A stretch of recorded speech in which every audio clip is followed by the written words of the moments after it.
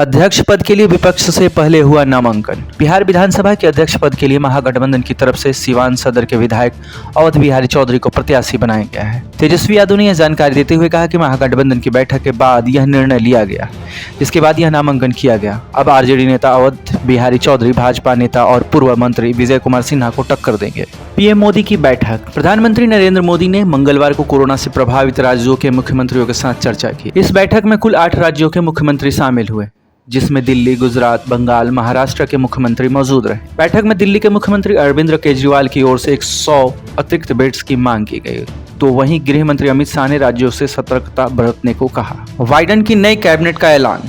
America के नवनिर्वाचित राष्ट्रपति जो बाइडेन ने अपनी नई कैबिनेट का ऐलान कर दिया है। हालांकि बाइडेन 20 जनवरी को कार्यभार ग्रहण करेंगे, लेकिन उन्होंने अपनी कैबिनेट की रूपरेखा तैयार करना शुरू कर दिया है। बाइडेन ने पूर्व अमेरिकी राष्ट्रपति बराक ओबामा के समय के राजनयिक एंटनी ब्लिंकन को विदेश मंत्री नियुक्त किया है। मस्क बने दुनिया के दूसरे सबसे अमीर व्यक्ति। टेस्ला के प्रमुख और बिलियनियर एलन मस्क माइक्रोसॉफ्ट के फाउंडर बिल गेट्स को पछाड़कर दुनिया के दूसरे सबसे अमीर शख्स बन गए हैं। टेस्ला के शेयरों में भारी उछाल होने के कारण एलन मस्क की नेटवर्थ 7.2 अरब डॉलर बढ़कर 127.9 अरब डॉलर हो गई है। एलन मस्क ने इस साल अपनी नेटवर्थ में करीब 110.3 अरब डॉलर जोड़े हैं। उमर खालिद के खिलाफ चार्जशीट। स्पेशल सेल ने चार्जशीट में उमर खालिद के खिलाफ कई सबूत दिए हैं, जैसे सीलमपुर में मीटिंग करते हुए photo, WhatsApp app chat, call details. Chargesheet में बताया गया है कि पूरे एपिसोड को उमर खालिद पीछे से रिमोट कंट्रोल की तरह ऑपरेट कर रहा था। स्पेशल सेल के मुताबिक हिंसा के ठीक एक दिन पहले उमर खालिद 23 फरवरी को इंडिगो की फ्लाइट से समस्तीपुर गया था। 24 फरवरी को शाम के 7 बजे गिरफ्तार हो चुकी पिंजरा तोड़ की सदस्य नताशा की बिहार में उस वक्त मौजूद उमर खालिद के बीच 720 सेकंड की कॉल का जिक्र किया गया है, जिसमें नताशा उमर खालिद को पूरा अपडेट दे रही है। फर्जी सीबीआई अफसर को किया गया गिरफ्तार।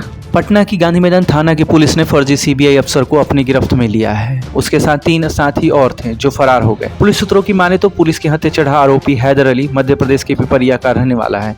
उसके कब्जे में पुलिस ने सोने की 2 अंगूठी, एक ही नंबर के 2 बाइक, नग, मोबाइल, 26,000 रुपए नगद, स्कैन आधार कार्ड तथा डिजिटल नापतौल की मशीन जब्त की है। अधेर के अपराधियों ने गोली मारकर हत्या कर दी। बाइक सवार 2 अपराधियों ने घटना को अंजाम दिया। मृतक रामबाबू जायसवाल अपनी पुत्री की शादी की तैयारी में जुटे थे। रात को उनके घर पर मटकूर का पूजा था। शव बरामद कर पुलिस ने उसे पोस्टमार्टम के लिए भेज दिया है। यह घटना घोरासान थाना के बंगरी गांव की है। वैक्सीन के कारण बाजार में तेजी। कोरोना वैक्सीन को लेकर लगातार अच्छी खबरें मिल रही है। कोरोना के लिए ऑक्सफोर्ड यूनिवर्सिटी के साथ मिलकर वैक्सीन बना रही एस्ट्राजेनेका ने कहा है कि उसके द्वारा बनाई गई वैक्सीन ट्रायल के दौरान 90% सुरक्षा देने में कामयाब रही। इन पॉजिटिव खबरों की वजह से भारतीय शेयर बाजार की रौनक बढ़ गई और सेंसेक्स निफ्टी नए रिकॉर्ड स्तर पर पहुंच गए हैं। अफेयर छुपाने के लिए राजकुमारी ने करोड़ों रुपए लुटाए।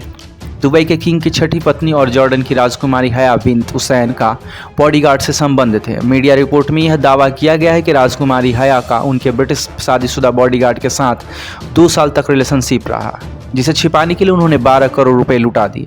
46 साल की राजकुमारी हया का ब्रिटेन के 37 साल के बॉडीगार्ड रसेल फ्लावर के साथ 2 साल तक लव रिलेशनशिप चला। टीवी के मशहूर एक्टर आशीष राय का निधन। छोटे पर्दे के जाने माने सीनियर एक्टर आशीष राय का निधन हो गया।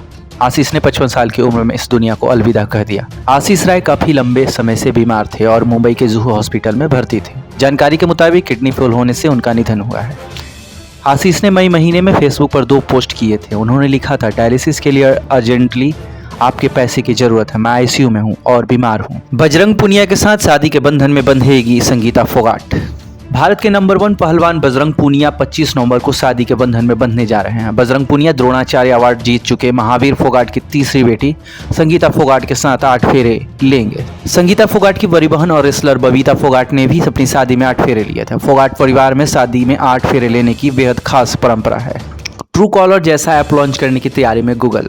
ट्रू कॉलर ऐप भारत में काफी पॉपुलर है। गूगल भी इस तरह का ऐप लॉन्च करने की तैयारी में है। रिपोर्ट के मुताबिक फोन बाय गूगल ऐप को नए अवतार में कंपनी लॉन्च करने वाली है। फोन बाय गूगल ऐप में कंपनी कई बदलाव करेगी और इस ऐप में कॉलर आईडी जैसे फीचर्स दिए जाएंगे। ट्रू कॉलर का सबसे बड़ा और महत्वपूर्ण फीचर कॉलर आईडी ही है, जिसकी वजह से ये काफी पॉपुलर है। सुपरसोनिक मिसाइल ब्रह्मोस का सफल परीक्षण। भारत ने अपनी सुपरसोनिक क्रूज मिसाइल ब्रह्मोस के लैंड अटैक वर्जन का आज सफल परीक्षण किया। सूत्रों से मिली जानकारी के मुताबिक भारतीय सेना ने मंगलवार को अंडमान और निकोबार द्वीप से इस क्रूज मिसाइल का सफल परीक्षण किया। सुपरसोनिक क्रूज मिसाइल का परीक्षण सुबह 10 बजे किया गया और मिसाइल ने सफलतापूर्वक अपने लक्ष्य पर निशाना साधा। यह परीक्षण भारतीय सेना ने किया था। रोहित ईशांत का टेस्ट खेलना तय नहीं। रोहित शर्मा और ईशांत शर्मा अगले कुछ दिनों में ऑस्ट्रेलिया के लिए उड़ान भर पाएंगे या नहीं, अभी यह स्पष्ट नहीं है। यह भी पता चला है कि भारतीय टीम प्रबंधन की राष्ट्रीय क्रिकेट अकादमी या भारतीय बोर्ड के बीच इससे जुड़ी कोई बात नहीं हुई। अगर ऐसा है तो दोनों अनुभवी क्रिकेटर पूरी टेस्ट सीरीज से बाहर रह सकते हैं। बांग्लादेश दौरे में कटौती कर सकता है वेस्टइंडीज। कोरोना वायरस महामारी की वजह से साल 2020 में क्रिकेट को भारी नुकसान हुआ है। बायो बबल ने हालांकि साल 2021 में क्रिकेट की पूरी तरह से वापसी का रास्ता तैयार किया है। वेस्टइंडीज की टीम अगले साल जनवरी में बांग्लादेश के दौरे पर जाने वाली है। वेस्टइंडीज हालांकि बायो बबल की परेशानी को देखते हुए बांग्लादेश के साथ 3 के बजाय 2 टेस्ट मैच की सीरीज खेल सकती है।